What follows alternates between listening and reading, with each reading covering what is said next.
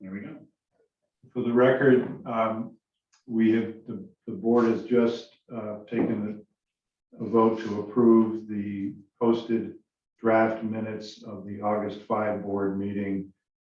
Unanimous vote with member Ed Adrian abstaining. And the only other business we conducted prior to going live with recording was to call the meeting to order and declare a quorum with all members present. Is there anyone from the public who would like to comment at this time under the provisions of section 312H of Title 1?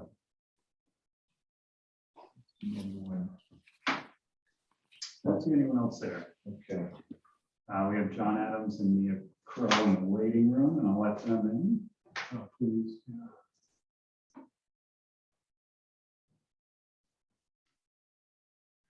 Welcome, Mia and John.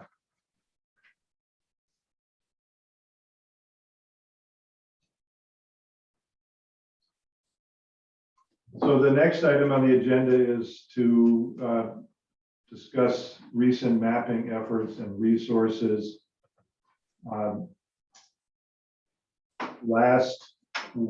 Early last week, with the able assistance of Mia Crow, we using District Builder, built up a Senate district map that very closely, if not precisely, matched the Apportionment Board's Senate proposal from 2011. I say maybe we think it was the same, but one place in particular in the boundary between between and among the proposed newly subdivided Chittenden County districts, the exact location of some of those boundary lines was hard to be certain about, where Colchester and Essex, Winooski and South Burlington come together. But we think we got it at the census block level. And that, I believe, yielded a overall deviation of 16.25, with the Lamoille district at plus 9.1 and Bennington at minus 7.15, which is an improvement over at least over the existing Senate district map when it was adopted in 2012 at 18.01%. And that map has 2 3-member districts, Washington and Rutland. It has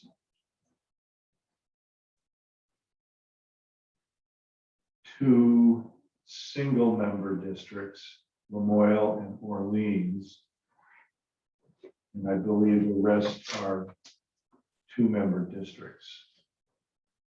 That was it. Also would comment that it would break up the Essex Orleans 2-member district into an Orleans 1-member district, and then put Essex County into a Caledonia Essex district of 2 members, which would release some Orange County towns that have been in the Caledonia district for quite some time, and resolve that additional population by creating an Orange district that includes portions of Windsor County And then the balance of Windsor County is a 2-member district. Few shifts in towns between Bennington and Wyndham. As this did in 2011, in order to make the Chittenden districts work in terms of deviations, it proposes moving the town of Charlotte into the Addison district to keep that at a 2-member district. And Addison, under this plan, is a minus 3.87. They said Lamoille is a little over a +9, and there was the outlier on the negative side was Bennington. Many of them are, those are the 2 outliers, but most of the rest of them are pretty tight. One of the things, and Mia, feel free to comment on this, is that we learned is that we couldn't find a way under using District Builder for that system to tell us automatically what the deviations are. And we either doesn't do it, or we couldn't make it do it. So I calculated those manually, which wasn't that hard to do. Yeah, there does not appear to be a mechanism for displaying the % deviations automatically in District Builder. One of the limitations of the programs, unfortunately. It is something that can be manually calculated. And I thought, I was thinking of this over the weekend, it might be advantageous to put together a little cheat sheet of the, what a population difference translates to in % deviation, so that you can quickly look at that and say, oh yeah, my population is off by 4,100, and that's pretty close to this % deviation. So that would be my recommendation for using the program. The other thing we could do is have someone create the same map in Maptitude. And I think that's going to be, we have to do that anyways, I think, ultimately here, because that's what we need to deliver to the General Assembly. That is certainly a possibility. I would like to add, though, that creating maps in Maptitude is quite a bit more labor intensive. And so one of the advantages of District Builder is that you can generate a larger quantity of maps in a shorter amount of time. So if we tried to take every map we produced in District Builder and produce that in Maptitude, it would create a bottleneck. So we'd want to do that with select maps, but definitely any map created in District Builder can be translated given adequate time in Maptitude. That's right. And another reason that we will want ultimately to do it is that Maptitude gives us the compactness measurements that we have been historically using. You must remember these, Rob. Is Polsby Popper is one of them, and there's 2 different measurements that we've typically used to measure compactness to give us a sense of how that looks like. And I know that in the Apportionment Board's report from 2011, we have compactness measurements for essentially what the map that Mia and I worked on last week. And looking at that map, the Windsor 2-member district has a thumbs up thing going on with it. And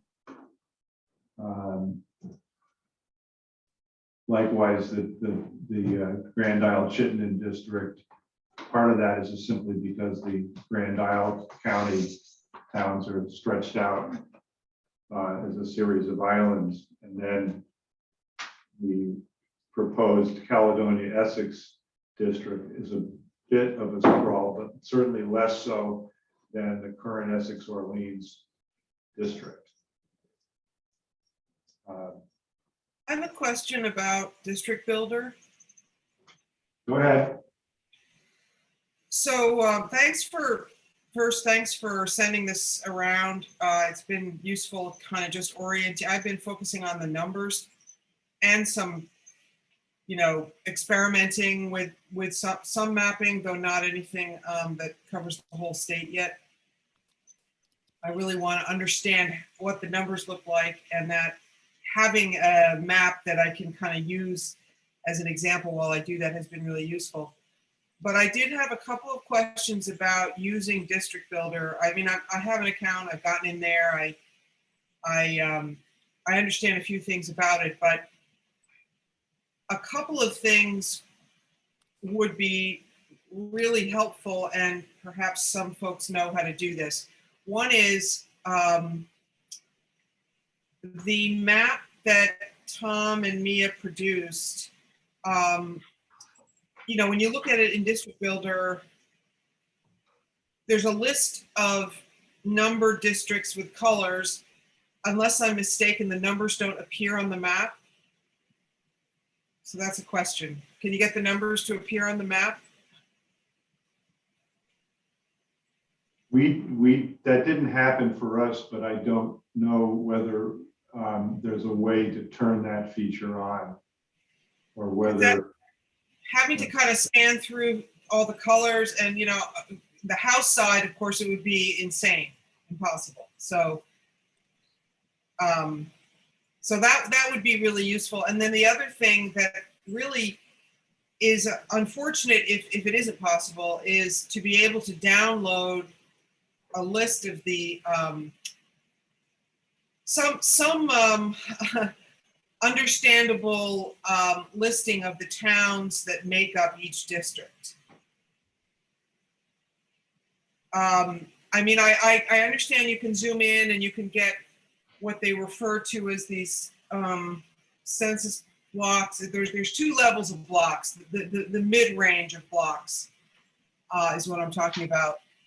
But those do not correspond to towns. They do in Maptitude, I believe, but or there is a way to do that in Maptitude where you are working at the town level. But in District Builder, yes, there were smaller pieces, but they didn't really correspond to towns. So when you were looking at it, on the map. So that would be another thing that if anyone knows how to do, that would be great, to be able to take, say, the map that Tom and Mia produced and look at a list of all the towns that make up each of the districts. I mean, I did it myself by just comparing your map. And of course, we have the one from 2011, so I could cheat. That was the easiest way to do it, actually. But when we're making new ones, it'd be nice to have that. Yeah, unfortunately, District Builder does have some inherent limitations. I think part of that is, we got to remember this is a free tool that's been provided globally, nationwide, for anyone who wants to get in and make districts. So it does have some limitations. I think the advantages of just being able to, for anyone of really any proficiency level, to be able to go in and start creating districts. In all the tools that I reviewed, this was probably the best one for that purpose. But to address those limitations, the best way to do that is going to be once we have maps that we're like, we want to share this with a broader audience. This map is looking pretty good. This is one that we want to get out there and circulate. Then I would recommend delivering that to me. I can create that map in Maptitude and get you a polished version with all the towns, the boundaries, the details, the percent deviation, and everything that's missing in the District Builder application. Thank you, Mia. And Jeannie, one of the things that we found in working with District Builder is much of the time clicking on a town would result in adding the whole town into the district that we were trying to build. But there were other times when we had to add a town by clicking on the individual census blocks in that town. And certainly when in cases where you are subdividing a town, you would have to do that. But there didn't seem to be any particular pattern or rhyme or reason to when we had to do it that way. And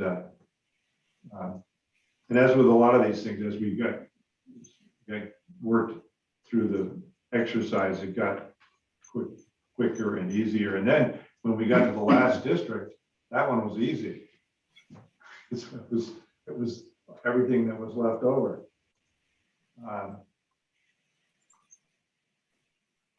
Thanks.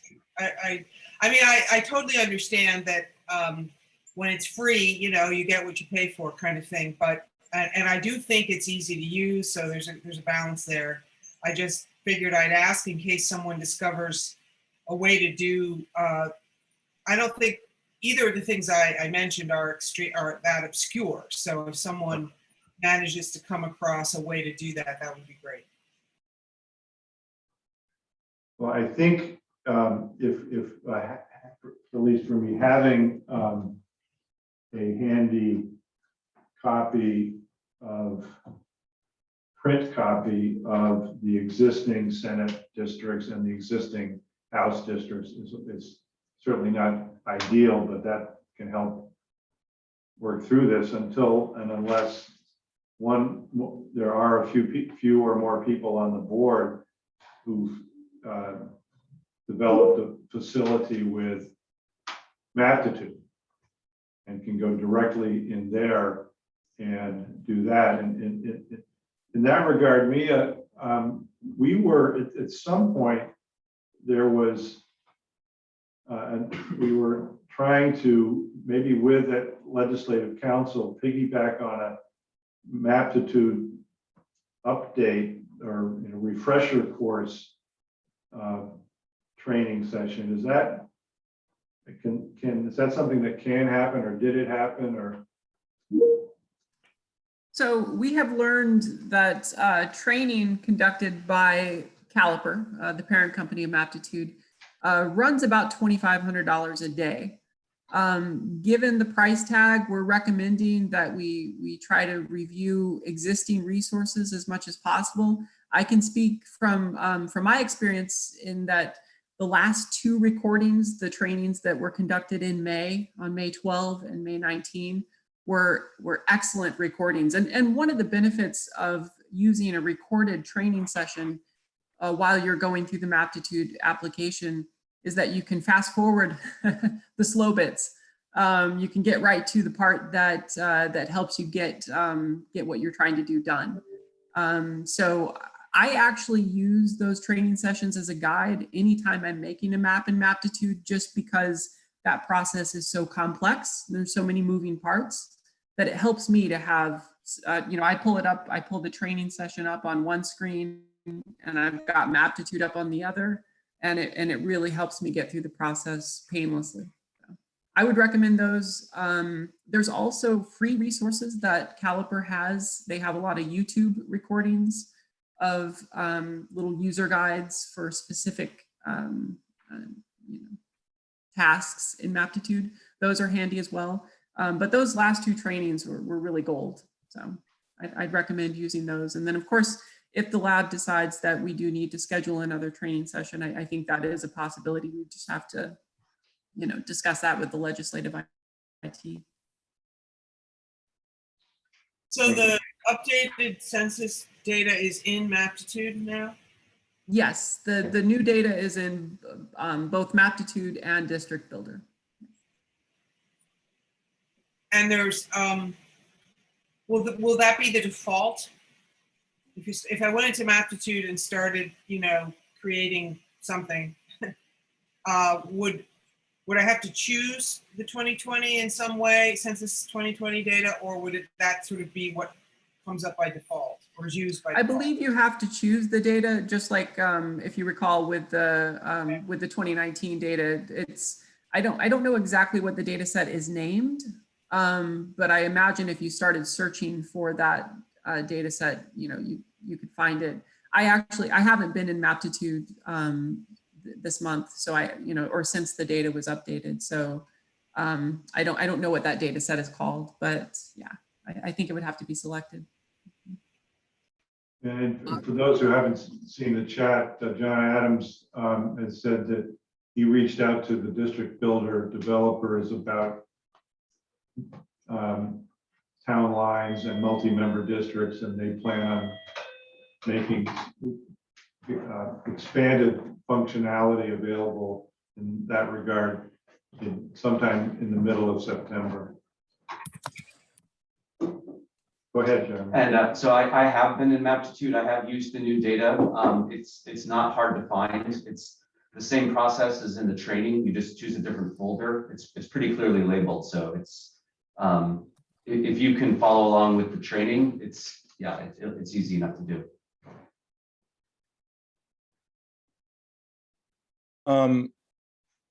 Tom, I know at some point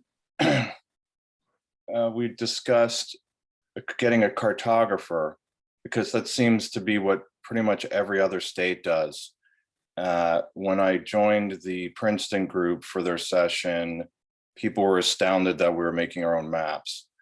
Now I know that there's people like to think that Vermont's special, but we're not that special. So,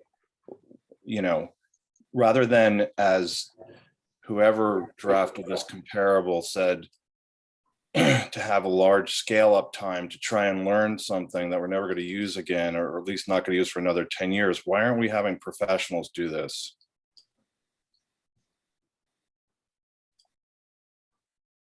Well, we're doing it pretty much the way we did it 10 years ago, and which was to get staff support from the Secretary of State's office and from VCGI, and rely on that. There was, as I understand it from Chris and others, there are no funds available in the Secretary of State's office budget. We don't have access to the Legislative Council's budget, and that's where we are. So you broached the topic with Chris of getting a cartographer, and the response is there's no funds. I would say, Ed, that we don't have a budget. I wouldn't say that we could not find the funds if that's where the board wanted to go. Secretary Condos makes a very, very big deal about making sure that we have a fair legislative apportionment process. He's specifically underlined and outlined the importance of the process. I find it odd that there's not a budget to do something that I don't know if every other state's doing, but certainly the vast majority of other states are doing. I just say again, if we could find the money, if that's what, if that's the direction the board wants to go. We've been working under the assumption that we could staff this, that we could produce the maps that you need. And if we're not, we're absolutely open to that discussion if you think we need to hire somebody to do that. Okay, so then who should we tell? If I have a map that I want to make, who should I tell? Or who should I ask to make that? So our advice would be to attempt it in District Builder. If you're not comfortable with that, then make a very specific request through Tom that Mia can put together. Great. Let me just react to this. I mean, this certainly works. What I would prefer to do is try to create 150 single member districts, and then simply start putting 5 of those into each Senate district. So build the Senate district from the House. I don't know where that would land us. I concur with Tom. That's how we put together the map last time for the alternative to the one with the single member House and Senate districts. certainly like to look at single member districts. Yeah, A legislature would react to that, I don't know, but I think what we're doing here is pretty strange. well, I sent around, I don't know if people saw it, I sent around a map of single member Senate districts, which to your point, Tom Koch, is backwards from the way we should do it. We should start with the House and then create the Senate districts out of the House. But I just wanted to, it was an exercise for me to get used to District Builder. And the other thing was I just kind of started at the bottom and worked my way up to the top, not taking into account much of anything except population and concentration. And just to give people an idea what 30 single member Senate districts would look like as a conversation starting point. So I also came up with a Senate map, not following either of those philosophies, but something similar. Trying to keep the populations, the deviations correct, but trying not to split towns, and as much as possible conforming, we'll say roughly, to county lines. And trying to keep single member districts as well. That wasn't possible to do up in the Chittenden County area because you necessarily have to divide Burlington. So I just said 2-seat districts, sort that later. But came up with something that is all single member Senate districts that conforms, that doesn't split any towns and that conforms loosely to county lines. Certainly not everywhere. And it's not, it does not bear much resemblance to our current map or the map that you put together, Tom. So it tends to follow county lines, but not the counties. It's not, so yeah, so I have like, so you know, in one of the districts that is a large part of Orange County, you know, does a little dip into one town down into Windsor, for example. But that was just, again, just to get the numbers to work out.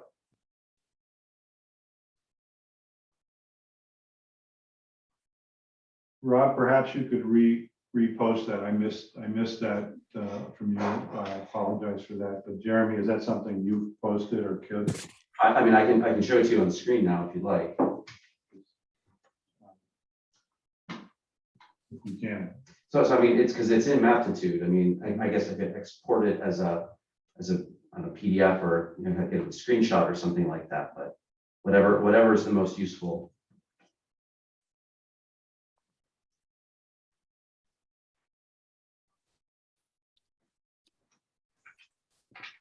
You want Jeremy to show? Yes. So thank you, temporary host. Here I go. All right.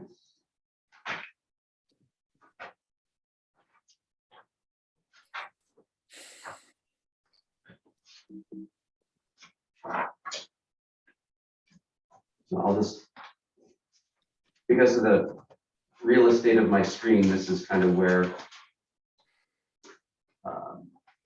I'll really only show about half of the state at once, but I will, I can zoom in or move around as folks like.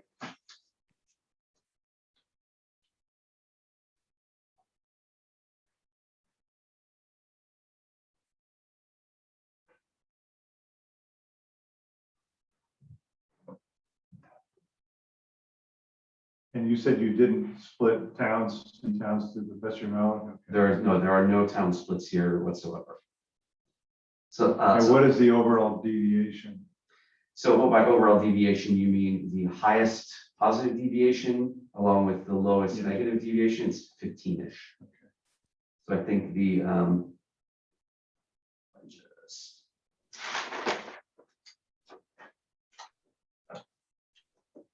so I think the highest is 6.27 and the lowest is 9 point something. Oh, Jeremy, that's been happening to me. Sorry. Go ahead, Jamie. sorry, Jeremy said something about county lines and I was confused because it looked like it crossed county lines. So yeah, so I was crossing county lines. I was trying to, when possible, conform to county lines, but because I was trying not to split towns, I would necessarily have to dip across county lines frequently. So they're roughly following county lines. Let's see if it's gonna let me back in now.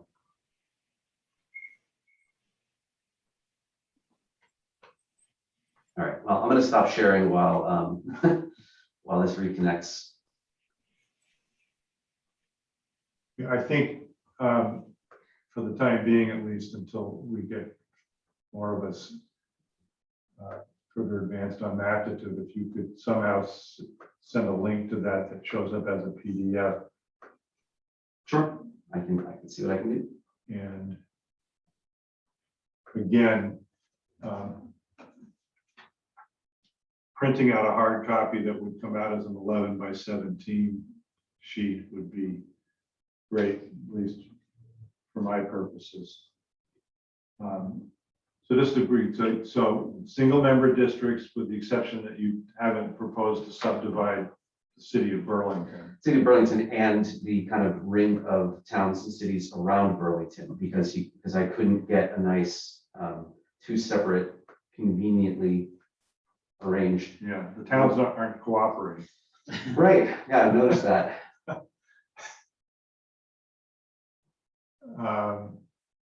Well, that's great. Thanks for that effort.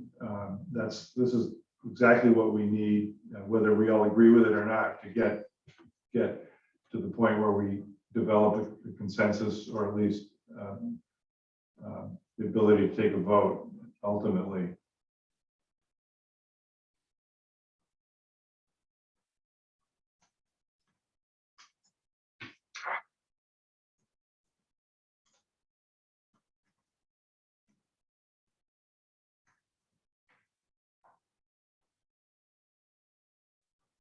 And are you still playing around with that, or is that pretty much done with That's that? literally my first Okay. crack at it. I don't know whether in the past, anyone 10 years ago ever even looked at where you would subdivide the city of Burlington in terms of, equal, roughly equal population. But we will probably take a look at that. And I know from the efforts I've played around with Jeremy over the last 4 years, finding ways to subdivide those sort of the outside the core Chittenden towns is not, they don't submit easily to that kind of a subdivision. And whereas I think if you're using 2-member districts, it's a little, I mean, that's what I did. That's what the board did 10 years ago. But if you're subdividing Burlington, where civil authority is to get involved in? No, No. because that only, in the statute, that only applies in the house plan. I think we'd be crazy not to ask the city of Burlington where they think it should be divided, and they certainly would have, I'm sure would have an opinion about that, or whether it should be subdivided at all. My guess is that they'd be more inclined to be advocating for a 2-member at-large district. But Well, if we tell them we're going to recommend single-member district, Right. please tell us where that would be, Right. even if you don't like it. last time around on the House side, I don't really think Burlington ever got back to us with how to internally subdivide the city. It was, so they couldn't, I think they just couldn't get organized Yeah. for it. And it also bled into their our ongoing debates about where the city council districts should be. So can you, no, Of course. So in your map, Jeremy, everything outside of Burlington is just one undesignated area? What do you mean? Well, So there's a 2-seat Burlington district that I just left like undivided. And then there's sort of a donut that goes around Burlington, that's another 2-seat Okay. district that could be divided, but it would have to break that first assumption that I didn't want to divide a town. And then all of the other districts statewide are single-seat Senate districts. So what does your map do, for example, with a town further out from Burlington, such as Bolton or Underhill? Are those in I'm pretty sure that I obeyed the preferences of the Bolton and Huntington folks that they remain together. So I'm doing everything over my phone right now. The Secretary of State's security here is tight enough that I can't go do what I want. So just Well, I saying, guess that's a good thing. I can't fault you, but it doesn't let me do what I want to do. well, we'll get that from you, Yeah. Jeremy, and thanks for taking the initiative.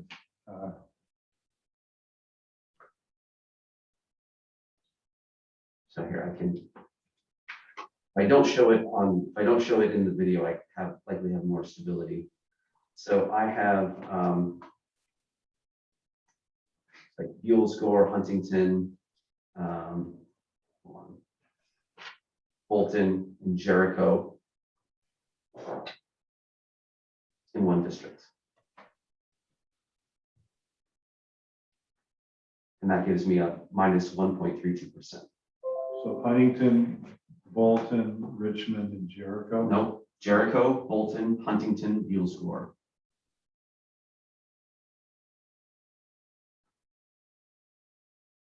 It sounded to me like it would get you to 21,000 people.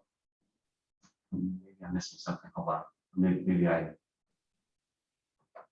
Huntington's 1,900 people. Right. Bolton's about 8. Yeah, you're right. I must be.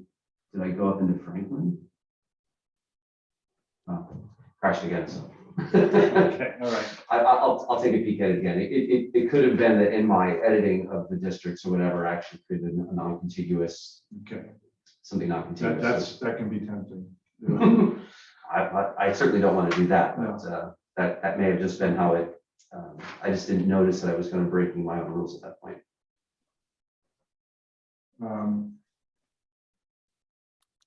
So when I just asked when Jeremy's Senate map is available to each of us, please study it carefully and share your, if you think you have a way of making it better. I mean, I think the plan that we've had is if you want to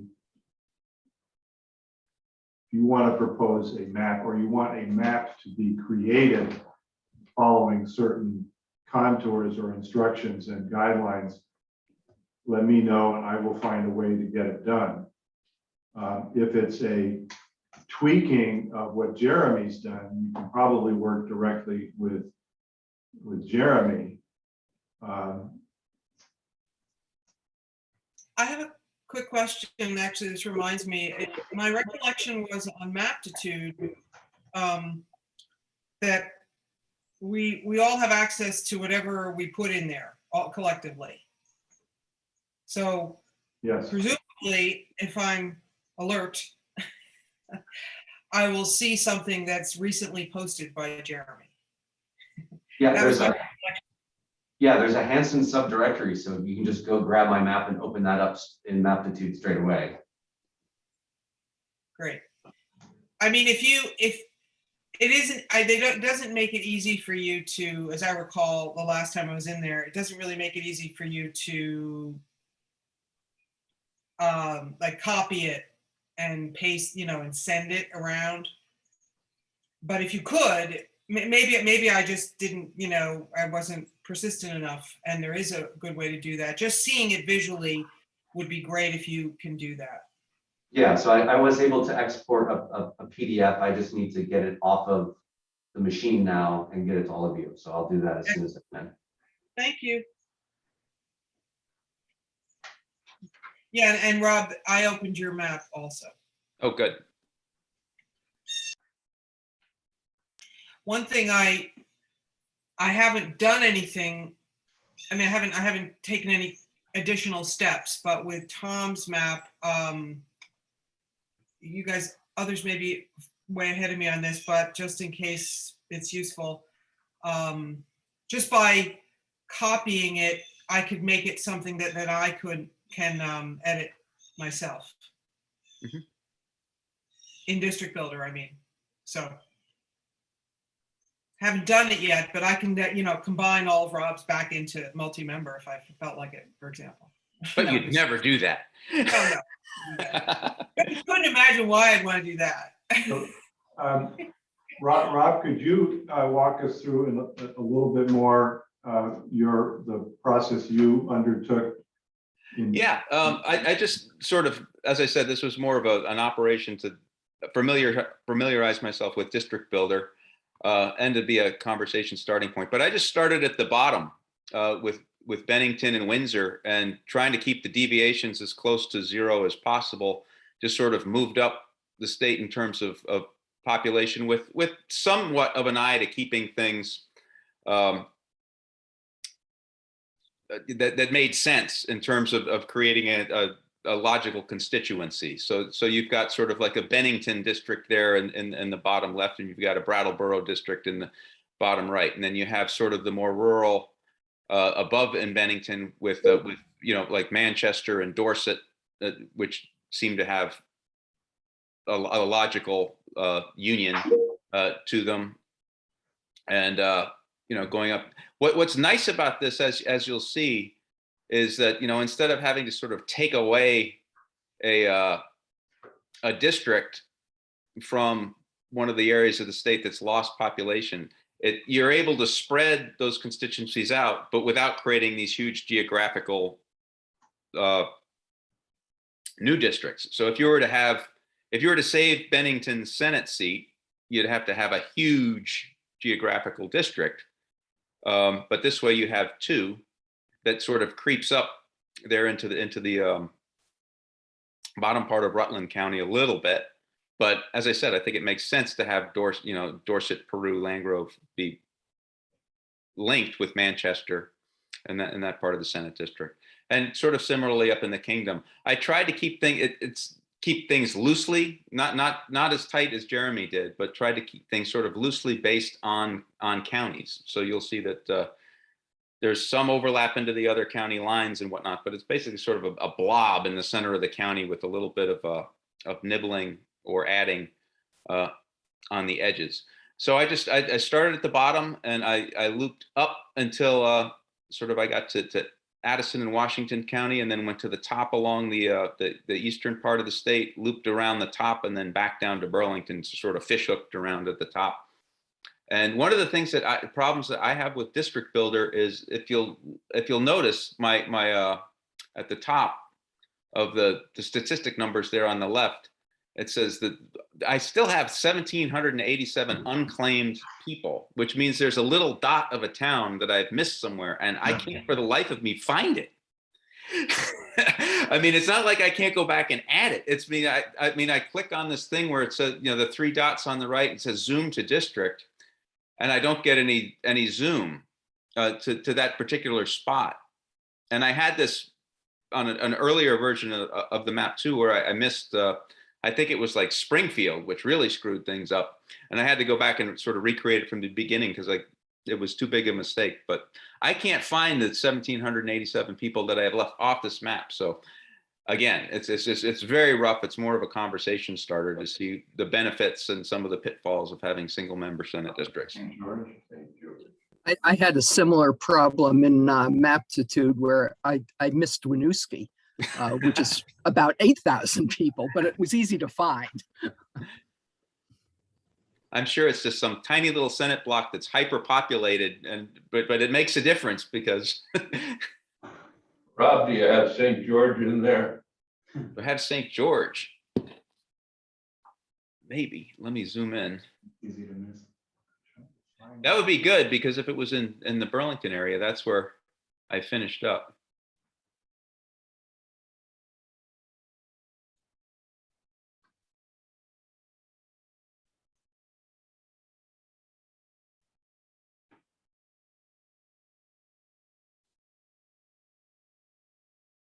And again, one of the difficulties we have with this is we don't have the town lines. So you have to zoom in so far to see where St. George is.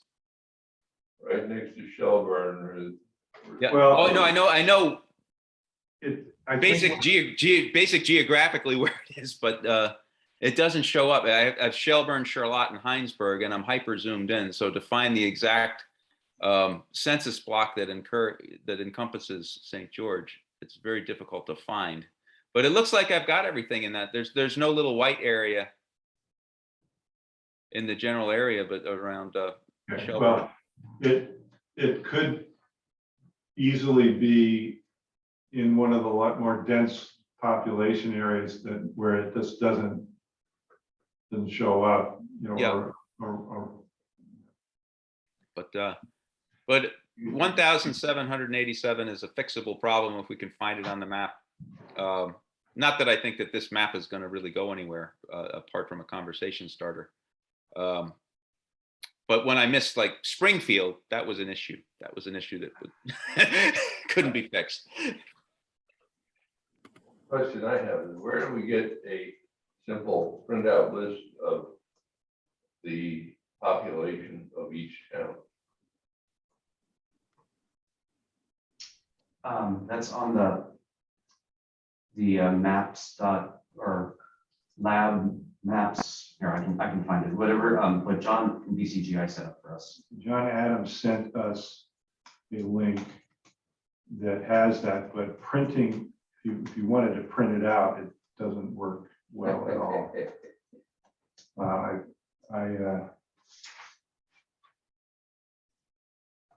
tried a number of, because it's cut into different screens. Oh, yeah. So you will get 2020 population change from 2010% change. But there's 26 screens on it, so it doesn't.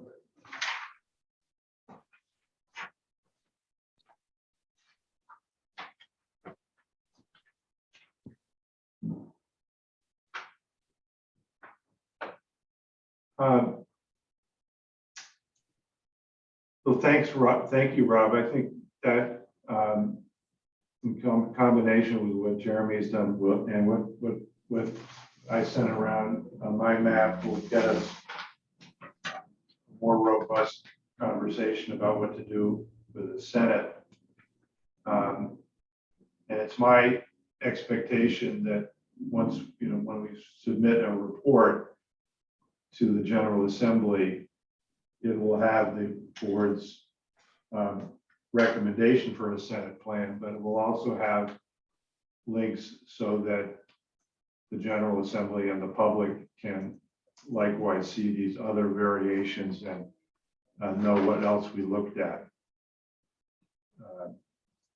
The practical problem, of course, as I advocate for single member districts, is that the legislators are going to get into incumbency discussions. And just looking at Bennington, I think Dick Sears and Brian Campion are both residents of Bennington. Correct. So I can imagine what their opinion would be. And I think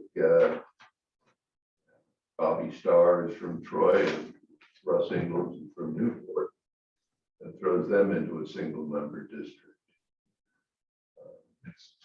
But should we worry about that, Tom? I would prefer not to, but as a practical matter, I think there are other people who will. Well, I think under the statutes, once the process does go to the legislature, there is some language that permits the General Assembly to take that into consideration among the other statutory factors. It's not stated for our work. They don't need statutory permission to consider it. Even without it, they do it.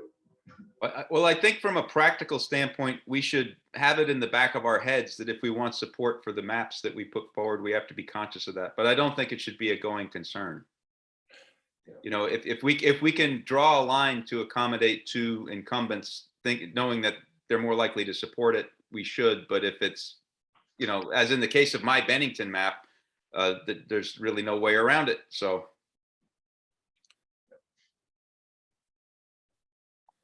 That, I mean, there's no way around it if you have single member districts. So, which is a choice, like lots of things are choices. And presumably in the report that we write, we'll want to, we'll, as has been done before, we'll be defending why we made any of the choices we made beyond keeping the numbers as close as possible. Yep. So. The apportionment board didn't agree about that 10 years ago. And it's not likely to agree, have unanimity about single member districts this time around. So just the apportionment board? correct. Sounds like there's, I don't know about you, Tom, I mean, like you individually, but it sounds like there's a little bit more momentum for single member districts than there were last time on the board. Could be. Well, I mean, I know the breakdown last time was where the two Democrats and you that wrote a minority report, right? Yes. Well, I can tell you, I'm definitely in favor of single member districts. So that's one down. Sounds like everybody else is still in the same boat, you know, along party lines as before. I haven't talked to Jeannie, and I'm not sure where you're at, but you know.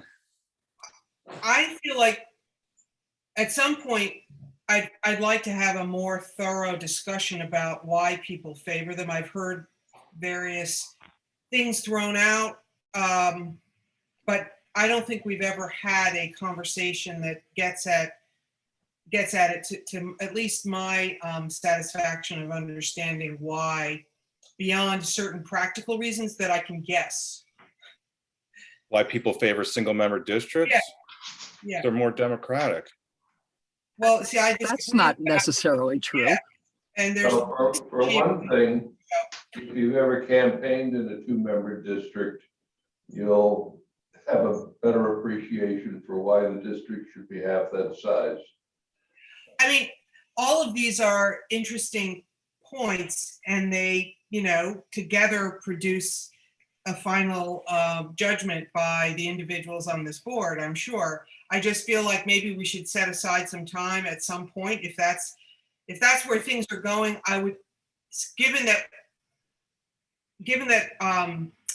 we're going to be writing a report to the legislature for why we make any decisions we make, I think we should be clear why we're choosing them. And I just don't think we've really had that conversation yet. And for example, just saying they're more democratic, that may be an opinion, but there's research that says the opposite. So I think we need to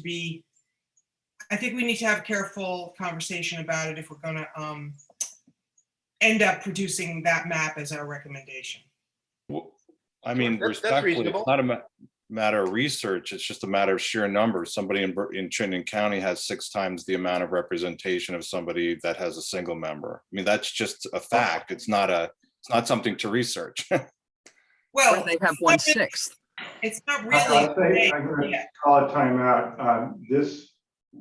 I expected that once we started looking at maps, that the issue of single member versus multi-member or 2-member districts was going to come more into highlight, and it has. I agree with you, Jeannie. We will have a fully engaged discussion and probably a debate about it. And as I said a few minutes ago, there won't be unanimity. I don't know whether that's going to mean a 6-to-1 vote or a 4-to-3 vote. I think we should keep in mind that particularly in the House side, on the House map, that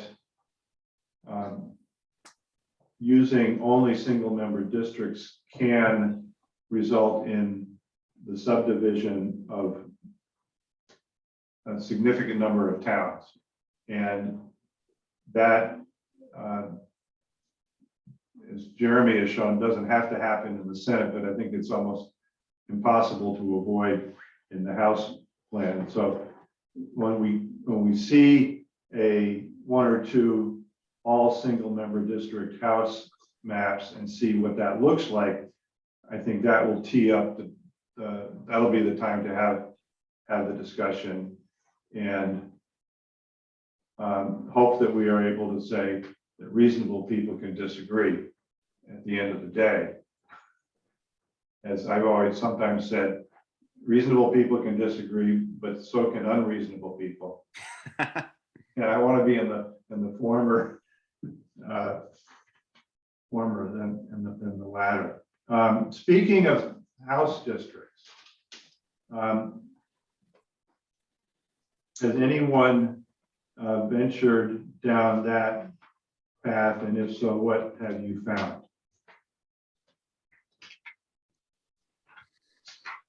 I found that Maptitude didn't work for me. I just started creating districts and I started in Barrytown. And I clicked on it, I got one piece of a corner of probably includes my house, but that's about it. And it had, I think, 800 members in it with a deviation of 90%. And I tried to get rid of it. I couldn't erase it, couldn't change it. So I'm stuck. So that's where I'm at.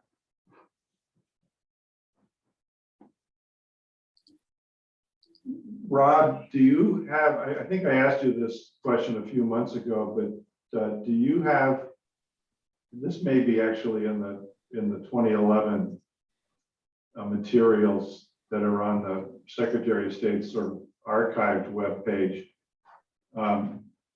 The single member, 150 single member House plan that was proposed 10 years ago. I don't have it, but I think it is archived. What do you recall about how that ended up in terms of divided towns? Ooh, I don't want to trust my memory on this, so I'll look at the map again and find it. There were more divided towns, as I recall, than you would have in with 2-member districts, but it wasn't an overwhelming number, as I recall. But let's check that. Let's see if we can find the link. In looking at the schedule, looking at I think that's what we did.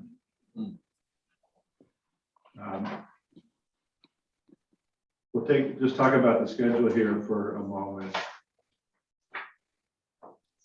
And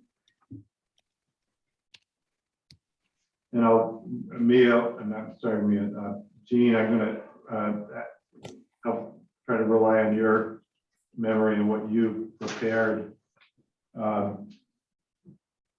last about a month ago. I think we need to be able to get a board approved House preliminary plan to the boards of civil authority across the state by something like the 3rd week in October. Does that sound? Let me find the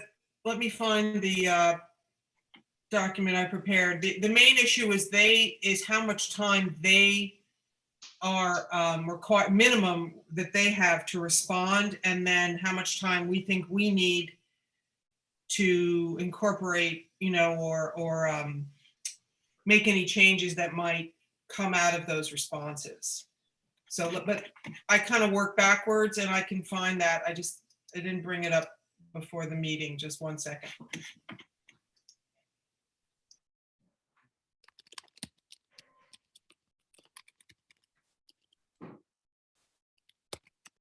I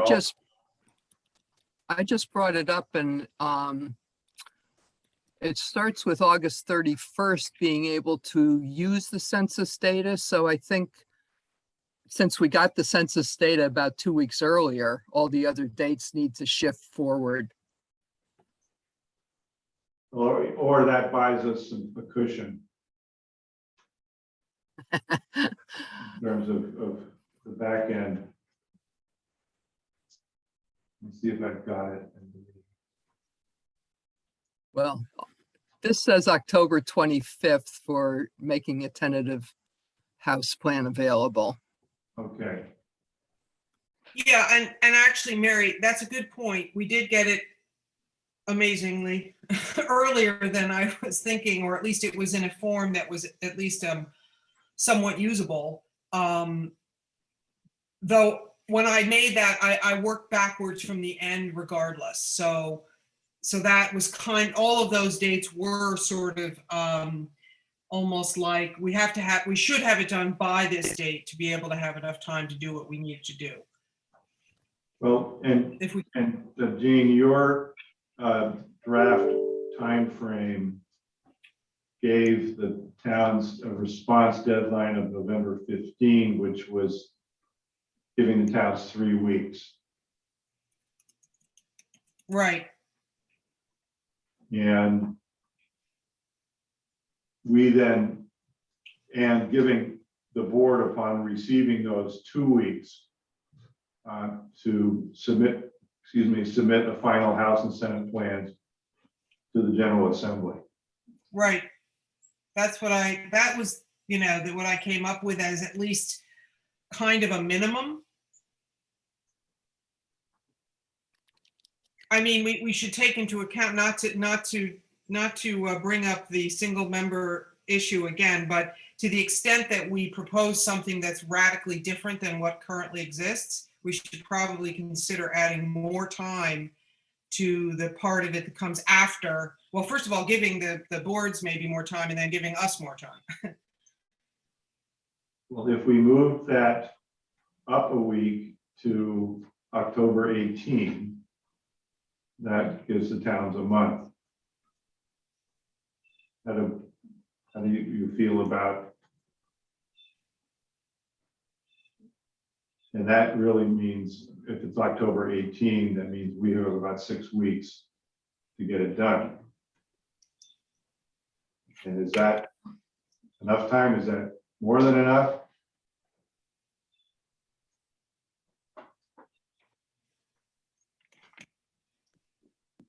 I think we can do it in 6 weeks, but we're gonna have to knuckle down.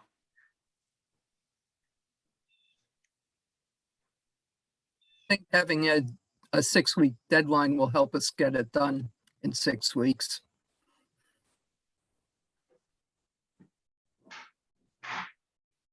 Maybe we should say October 18 to the towns with the aspirational date of a week before that. So that helps us keep the 18th as a hard deadline. And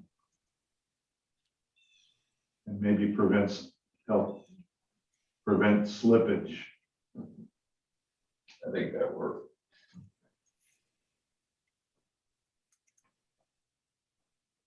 Okay.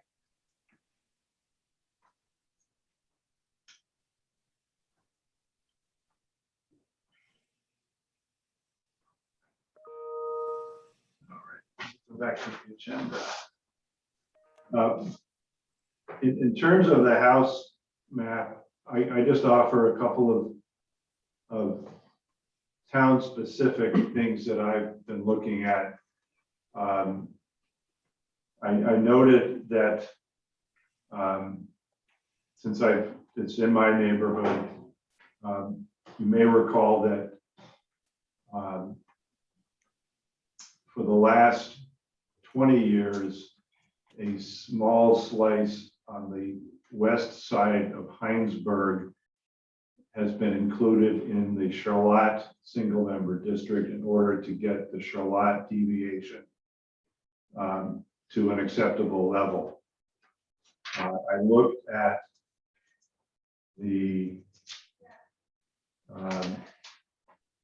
numbers again, and with a new census, taking those, returning those people to the Heinsberg legislative district would get, the result of that would be that Charlotte would be a 9.4 or 5 minus deviation. So at the very high end of what you would like to see, but might work depending on how you feel about where that puts the overall deviation. I've heard from at least one person in Heinsberg, that's what they would like to see, but this person is not familiar with the metrics of redistricting.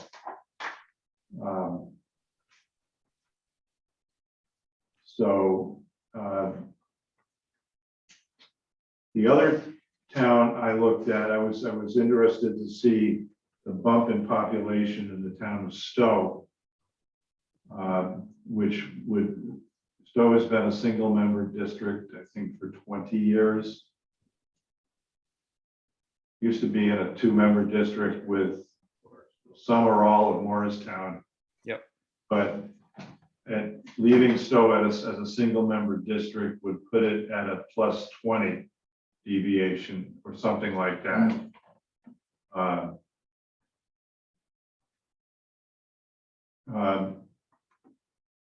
And it seemed as though Stowe in this all gets changed. The analysis or the response gets changed quite significantly if you moved to an all single member district model. But if you didn't do that, or if you said, how would you fix Stowe by moving you could either move Stowe into a 2-member district. That doesn't work with the existing 2-member districts because there's no way they can absorb that population. Or you could take some people out, you could divide Stowe and take some people out and either move them into the Morrisville side, which is the northeast side of Stowe. That 2-member district includes Worcester, which is on the southeast side of Stowe, but there's also a mountain in between the two. Or the other option would be the Washington-Chittenden district, which is Waterbury, Bolton, Huntington, and Buell's Gore. I think I didn't calculate the number of people you would need to do to fix the Stowe deviation, and what that would do to the other two, but I don't think that you would be moving enough people into the Waterbury, Bolton, Huntington, Buell's Gore district to be able to send Huntington back to Chittenden County District. But if you broke these all up into single member districts, that opportunity might arise. But Stowe is a town that has grown enough that functioning on its own as a single member district isn't going to work anymore. Does that make sense? It does. Rob? Yes, it does. I'm going to get lynched at the end of this regardless, so.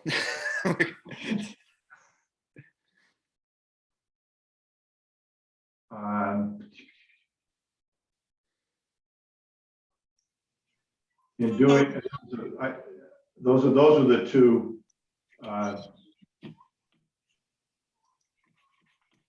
house issues that I've been looking at and pondering.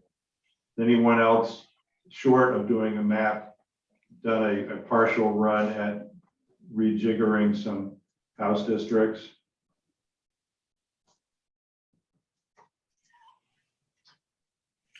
Well, Tom, I you said you You said Sorry. you were playing around in Washington County. I didn't get very far. Gene? Sorry, I was going to say that this was kind of relevant to both. It's come up a little bit when we were talking about the Senate side as well, which is trying to think about how to keep House districts intact within Senate districts. And House districts intact? that is, Interesting. it seems interesting to me, or potentially a good idea if possible, that, and I think maybe Tom Koch brought this up before, but in other words, not that is to create House districts that don't get then split by Senate districts. I think we heard from at least some of the testimony we heard. I think maybe was it Underhill? I'm trying to remember who it was now. I apologize, but some of the public comment had to do with people who were in several different, at least their House district and their Senate district were different, and then other things as well potentially. But so that's the only thing I've been sort of keeping in my head when I'm thinking also about the Senate side. It's kind of trying to think of them almost together, at least whenever possible.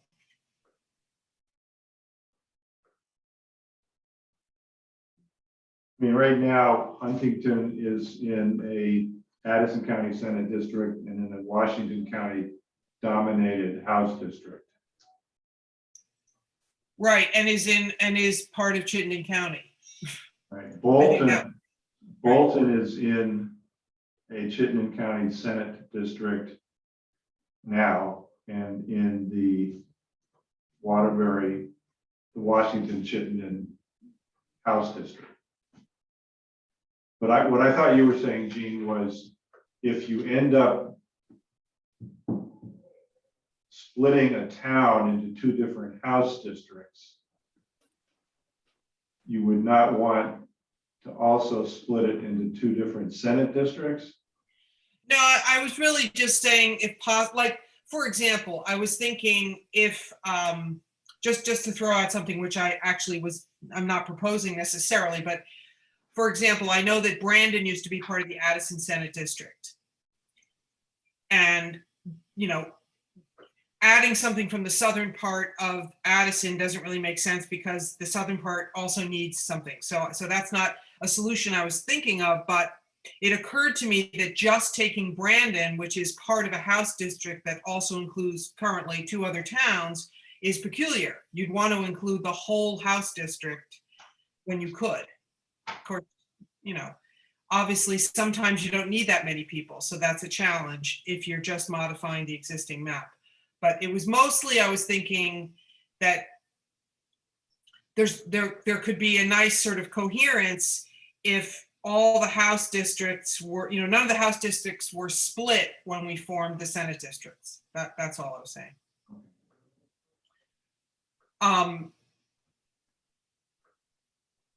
Sorry, I thought there was something else, but I forgot. That brings up a question for the IT people, whether in either District Builder or Maptitude, it's possible to show a house layer at the same time as you're trying to build the Senate districts. That's a great observation, Mary. I think you can. I mean, you would have to have built the one before and then add that as a layer. I mean, I'm pretty sure you can do that. That's not something I've tried to do. Sounds like you should be able to, but I have not tried to do that either. So I don't know. I can certainly reach out to Caliper and see if they have a quick answer for us on that.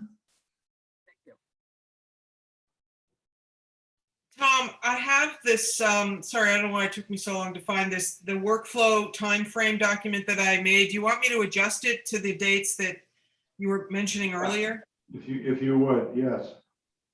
Can you remind me what they were? Sorry. I think we were saying that the October 25 deadline for the board to make its tentative house plan available to towns would go to October 18. So move it back a week. Yeah, okay. It's fine. And then, you know, we didn't talk about the November 29 deadline, which is a statutory deadline. We can't push that off, but giving the towns a month roughly, October 18 to November 15, gives us 2 weeks to both, well, we will, the Senate plan will be done by then. We won't presumably be fooling around with that anymore, but that gives the board 2 weeks in which to process what the towns have said and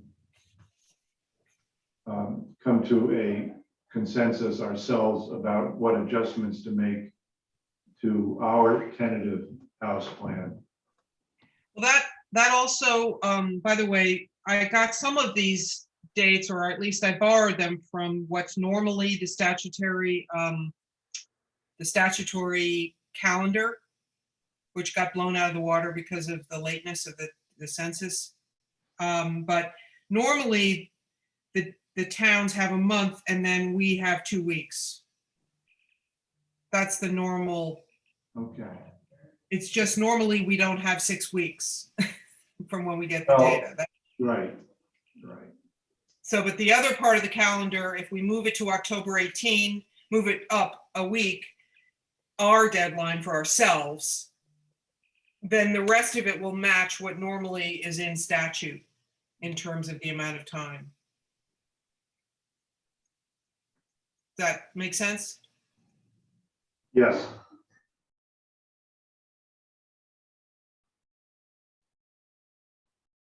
And I think our ability to, I mean, just to state the obvious, the more we do to, I mean, the more subdivided towns there are in the board's tentative proposal for the house map, the more likely we're going to get responses, you know, counter proposals and criticism, which we can deal with.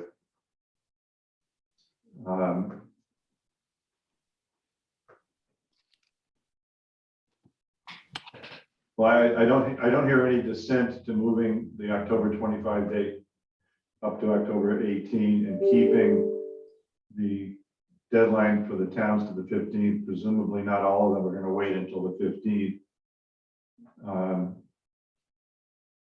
I like the idea of keeping the 4-week period that is currently in statute, but which was not carried forward into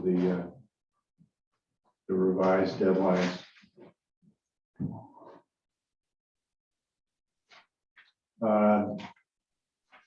My note to myself this morning was that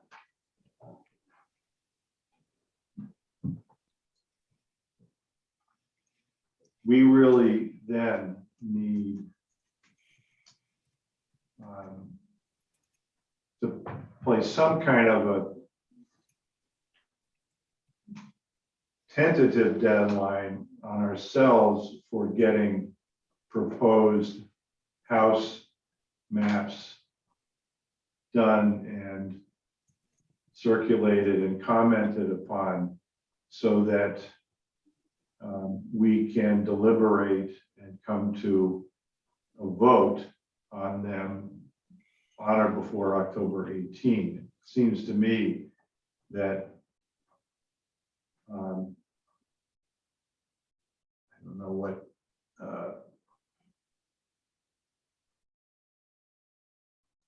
let me look at the calendar.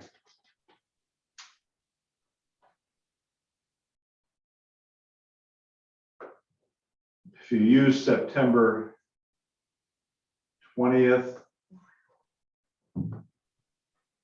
maybe the 26th as sort of, if you haven't got a map done on your own by then, find buddy up with someone who has and work on that. That would then give us 3 weeks. It's the 26th. That would give us 3 weeks to process them as a group and come to a consensus. And one of the things that we don't want to forget about doing is that there's also a narrative report that we have to do to accompany both of these maps, the Senate and the House. Some of that can be carried over from 10 years ago because some of it is of that nature, but a lot of it is not. Tom, I have a question for John if he's hearing this, which is the original timeline that the Census Bureau laid out was that by September 30th, they will have this final redistricting toolkit. Is that something that's still coming, or has that calendar changed? I wonder if he knows that. I believe it's still coming. However, I don't know how much value it will add or what the board will gain that it doesn't already have. I think most people have taken it, processed the data into usable formats. I think it took us 30 minutes to do. So I would not be waiting for that date and expect anything that will help the board very much. So that's something we can just kind of remove. Basically, it's not a relevant deadline anymore for us. It may be, I don't know. I don't know what deadline the board is working from in terms of when the clock starts for when you need to deliver stuff to the legislature. So, I can't offer any opinion there, but that date may mean something if that's when the board is actually officially delivered the census numbers. But I don't think so.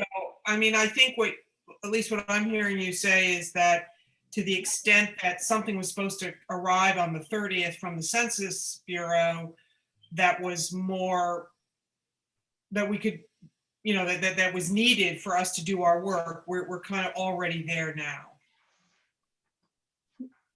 I would say so. Yeah. Okay, that's perfect. Thank you.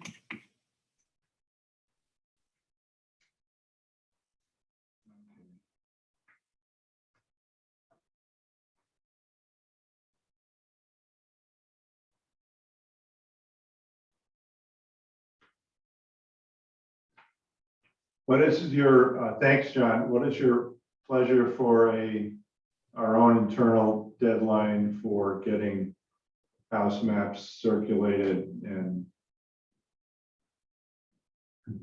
that's like September 20th? That's 3 weeks from today. You want to add another week to that? I don't think we should add a week to it. If we set it the 20th and we find that we need another week at that point, then we can be flexible. We can't go back in time. Any contrary views, or we're going to go with the member from Berlin, future member from Berlin? Okay.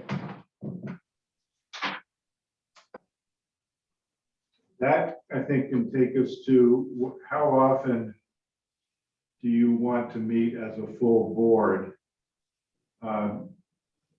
going forward? How often do you think it's going to be helpful to get together like this versus using the same amount of time to be working on your own, stuff on your own, or in a small group of 2 or 3 people? I'm still encouraging people to consider that as a way to brainstorm and get work done. And I want to have as many of these meetings as we need, but I don't want to have them in a rigid way if they're not going to be all that productive. Mr. Patch, what do you, let's say you? I don't really have a feel for it. Certainly, we need to get working on our own plans and exchange them. Maybe every 2 weeks, I don't know. I think if we're gonna meet as the entire board, I think we need to have a clear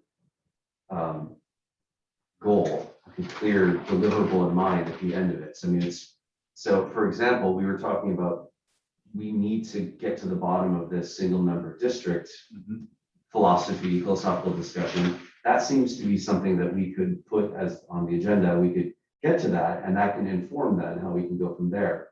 Or if we want to collaboratively work on a house map based on some starting point, let's make that the thing that we do as an entire board. But let's have a specific goal when we schedule these future meetings. If they're every 2 weeks, that's fine. But for me, having a clear agenda and the thing that we're going to get done at the end of the meeting, that's important to me.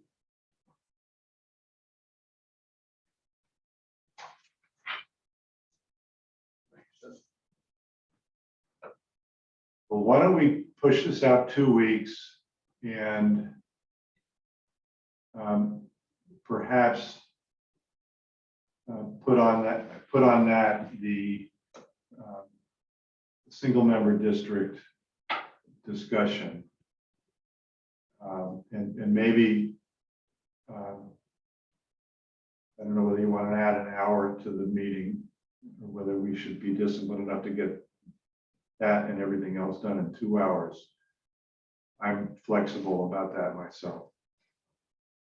I don't want to add another hour to it. Okay. I mean, if there's things that we need to discuss or information that we need to share, we don't need to do that during the meeting. That's stuff that we can do ahead of time. I think we can be, efficient with our use of time when we schedule these all together. So, if we're talking about single member districts, we ought to be, sending around what is the relevant literature, the research that's out there, so that we can have a chance and read it and be informed when we do this. I mean, a 2-hour ranging discussion of single member districts seems fine as long as we're not like reading at the meeting. I agree with Jeremy. Good points. As long as that's the sole purpose of the meeting, right? It Right. sounded like Tom wanted to put some other stuff on that meeting too. So yeah, what's that other stuff? Well, I was just gonna say, if people had if there were additional map proposals available, we could look at those, but those can be sent out ahead of time as well. The thing we just have to remember about exchanging materials between meetings is to not let those turn into email deliberations and discussions that have to be done in public. Thanks, Tom. Or if we have discussions, it can be one-on-one back and forth. Correct. That's fine. And if somebody posts a map and you have a question about it, call that person up and say, can you explain this to me?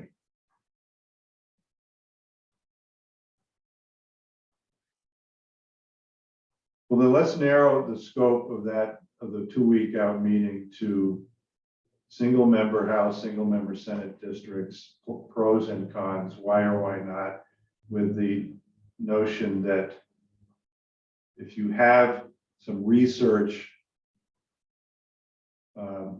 or other materials to share, that you share them no later than the Friday before, so people have at least a weekend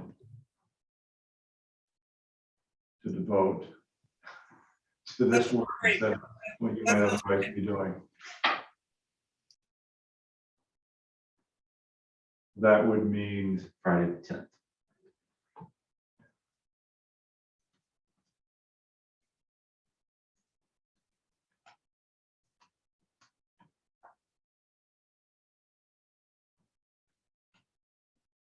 that okay for you, Tom? What's that, the 13th? The Monday, the 13th. Okay, Clock? yes, sir. Well, we could, yeah, I mean, I'm open that day. Actually, I'm not. I've got a funeral to go to at 2 o'clock. Let's keep it in the morning.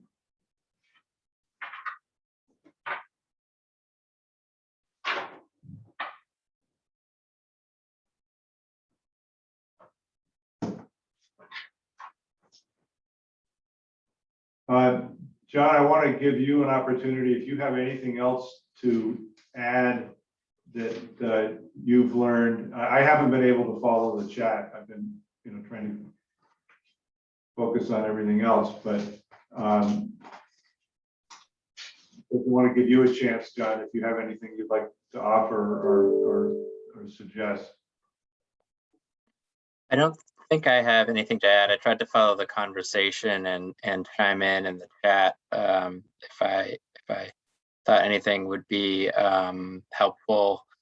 I think I mentioned I had asked the district builder folks a few questions around multi-member districts, adding town lines and town labels, and it sounds like they are working towards a big update in a couple weeks that should make those things possible or easier.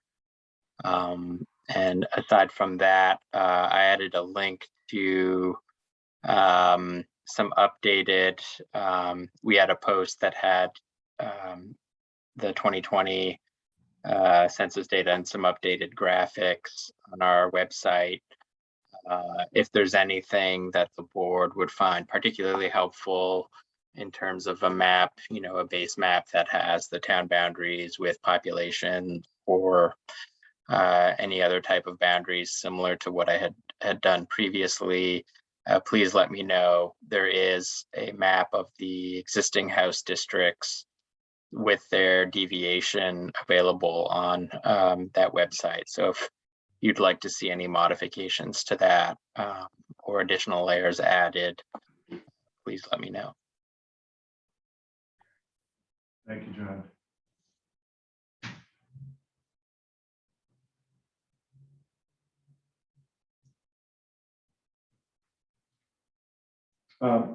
I will be working with Chris to get a notice out to the Municipal Town Clerks Association, the Vermont League of Cities and Towns, about these deadlines. And if you can think of any other way to just disseminate that, we can just do a general press release as well. I think the notion that I was pumped up about at the August 5 meeting of holding public hearings around the state, I think that is collapsed, partly because of my schedule.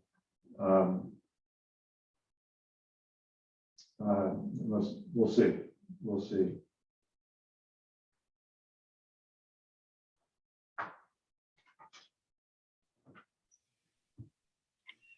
Has anyone had any individual interactions with select board members or town clerks or anything? Anyone been tracking you down to getting people staring at you in the supermarket yet? Okay. I haven't had any contact, but I did send around an email to everybody with a compilation of all the input that we've gotten off of the email, the Secretary of State email portal. I just want to make sure everybody got it. Yes. Thanks, Rob. And the Survey Monkey data, when are we closing that to review those responses? I don't know if we made a decision on that. I suggested after the long weekend coming up, but I don't think we made a firm I decision. thought we did make a tentative decision at least anyways. Yeah.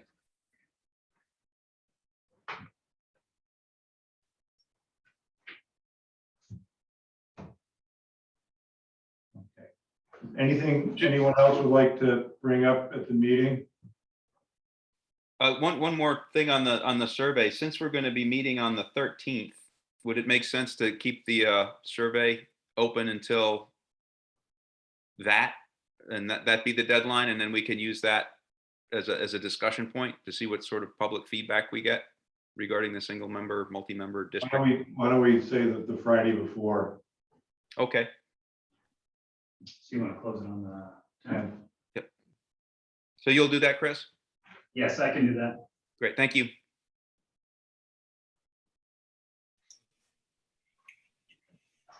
Tom, I have this draft workflow, and I've updated a few things on here, but I just want to make sure if we made a decision, I might have missed it on when the board would like, for our own purposes, to have our own, like an internal deadline for some drafts available. I believe we picked a date, but I don't seem to have it here. Well, I think my own sense is by the end of September is the realistic deadline if you want it to be given consideration. The longer you go before getting something done and sharing it, the more momentum there will be potentially behind other proposals. And that's also another way, just a comment on that is that if you see something emerging from somebody else on the board that you think is headed in the right direction, you can work on that with that person and maybe see if you can come to a meeting of the minds on that with some tweaks. So end of September, like 2 weeks from our next meeting would be the 27th. Could we just put Yeah, that as sure. when we are internally hoping to have those finished-ish? Yeah.